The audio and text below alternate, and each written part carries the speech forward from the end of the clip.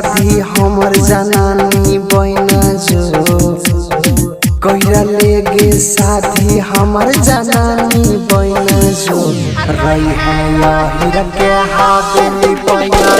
रानी बहना जो रही है यही के हवेली पैया रानी बहना जो हम छियै मालिक तू मलकानी बहना जो हम छियै मालिक तू मलकानी बहना जो रही है यही के हवेली पैया रानी बहना जो रही है यादव जी के हवेली पैया रानी बहना जो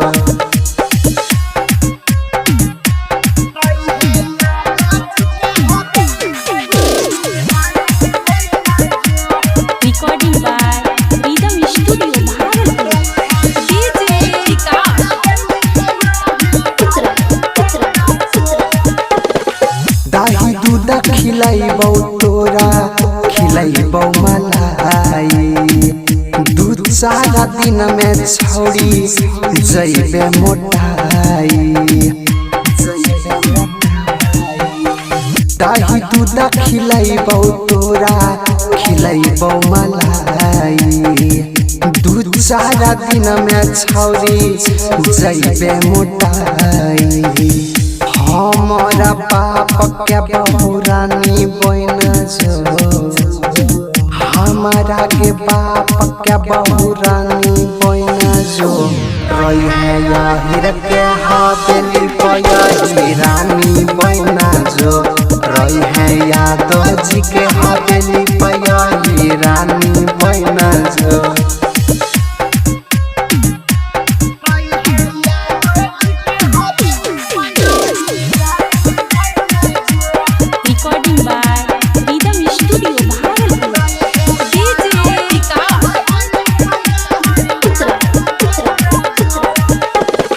सोना चांदी से तोरा देबौ सजाई करी है तोरा चहेगे बनाइले जमाई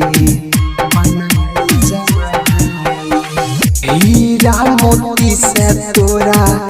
देबौ सजाई करी है तोरा चहेगे